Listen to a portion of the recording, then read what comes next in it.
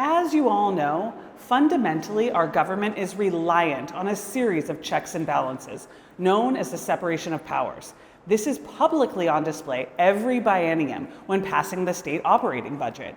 Every 2 years, both chambers of the legislature must write, agree on, and pass a budget which the executive branch will use to operate the state. This push and pull between the House, the Senate, and ultimately the governor is the single most important task that the legislature must do. The budget is probably the ultimate policy document that the legislature will consider that prioritizes the needs of the state and the responsibilities that the state has, so that they decide through the budget what gets funded, what doesn't get funded. In other words, what gets done, what's not going to get done. This is a really large amount of money. I think the budget's something $70 billion or something like that, which is kind of a big enough number so that most people can't even really grasp it. And nearly half of it goes to pay educators of various kinds, to pay for people's health care. I mean, the state of Washington, counting the state employees and everyone else, I think provides health care for 1 in 5 people in Washington. In order to write a balanced budget for the upcoming biennium, budget writers must grapple with the amount of money coming in and how to spend that money. As you know, our state is facing a significant budget shortfall. It's a challenge that's going to demand thoughtful leadership, action, and a commitment to fiscal responsibility. In 2025, experts projected a revenue shortfall of billions of dollars to operate existing programs. This means that budget writers can either cut programs, raise taxes, or a combination of the two. We are carefully searching the budget for efficiencies and appropriate cuts that preserve core services. Because the budget affects everything, the second half of the legislative session is dominated by committee meetings, floor debates, and press conferences. There are also discussions with outside groups impacted by the state budget, like this one, hosted by The Observer on April 3rd in downtown Olympia. The reality is, a lot of folks up here, and no offense to anybody else, they look at budgets and they look at numbers on a spreadsheet.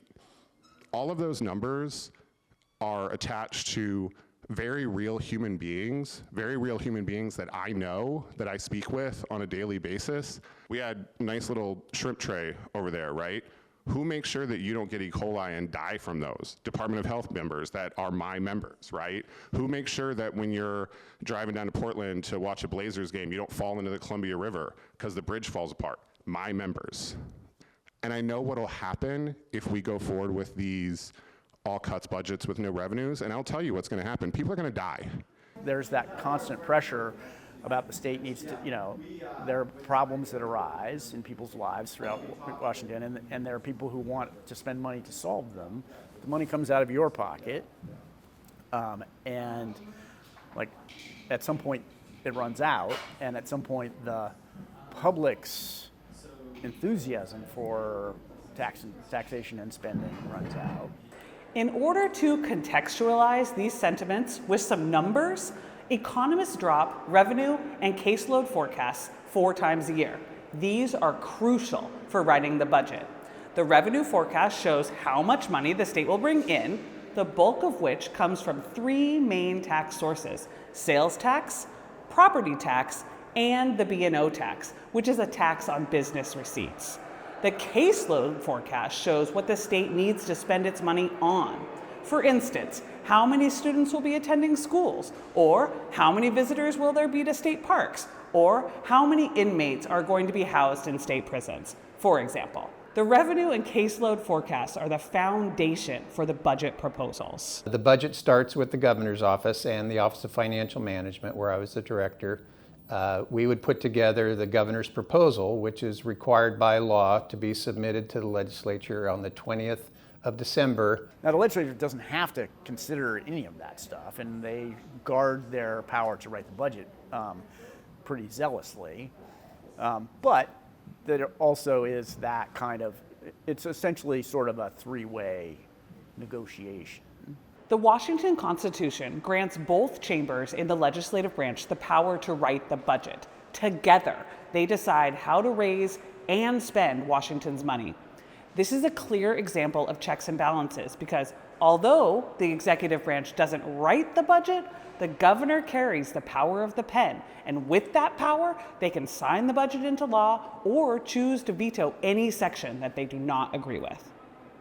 And not just veto power over the budget, but also over every other bill that passes. So he has, kind of a lot of leverage. The chairs of the fiscal committees also hold a lot of power. They are the prime sponsors of the budget bills, which allocate funds for existing programs, funds for new legislation, and provisos, which is money in the budget provided for very specific purposes.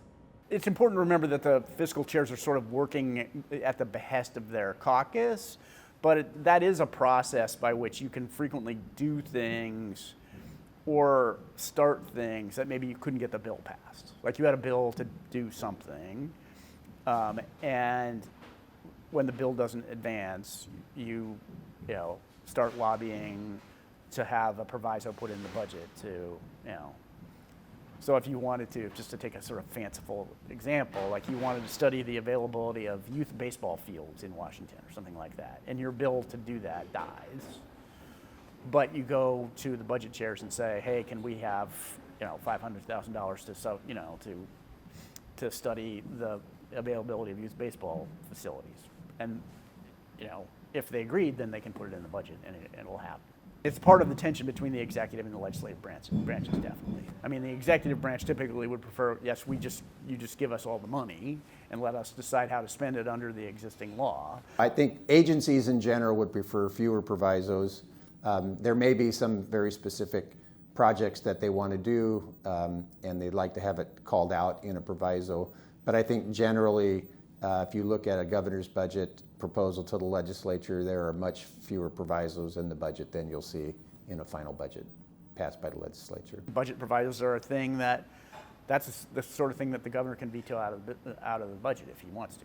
Provisos may seem as a way to circumvent the lawmaking process, but keep in mind the budget only lasts for the 2-year biennium, whereas policy bills, when passed, become enshrined in law forever, assuming they get funded in the budget. As you know, the House and the Senate have both passed their budgets, and I want to start by saying how much I appreciate the hard work of both the House and the Senate. There are good ideas in both budgets, and I'll speak more about those good ideas a bit later. I also appreciate the many productive conversations I've been having with leadership on both sides of the aisle, and those conversations will, of course, continue.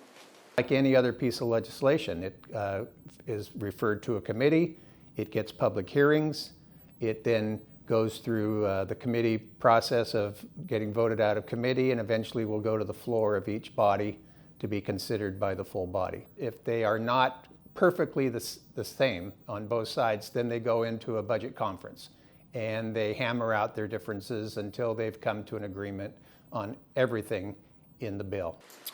Neither budget, however, is close to one that I can sign for 2 key reasons. First, they each propose. The Senate and the House have both rolled out competing budgets and kind of competing tax plans to pay for them, although the tax plans are pretty similar. And that process usually leads to a conference committee where essentially the House and the budget hash out a compromise.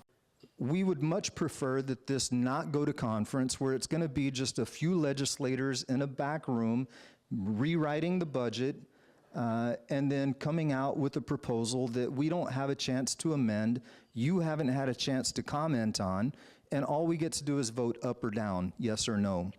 When I hear negotiating in the dark of night, in a closed room with no one, we are duly elected public officials. We represent our districts, and then we're voted in by our colleagues to have different positions of leadership as fiscal chairs like myself and in other positions. But that said, when we do our negotiations, we do it in the people's house in the light of day. The people's house with lights that are kept on by the people's money.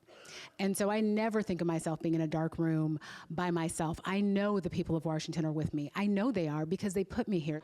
Once the House and Senate have emerged from conference with the same bill, the budget will have reached the final step of the budgetary process and head to the governor's desk. So the governor can, he can sign the budget or any bill, he can sign it as it is, or he can veto all or part of it. And he doesn't have precisely a line item veto in Washington, he has a section veto, so he can veto sections of the budget. Or he can let it become law without his signature. So if he just lets it sit there for 5 days, then it becomes law. And it's interesting that the governor's threat on Tuesday was not a specific veto threat, but he said, I would not sign, which kind of raises the question of, would he just let it become law without his signature? I mean, that seems unlikely, but it's not outside the realm of possibility. We're going to be mindful, but we're also going to be a co-equal branch of government, that we're going to have a conversation and see what we come up with, and hopefully at the end of the day, we'll have something that he can say yes to. Getting to yes is the goal.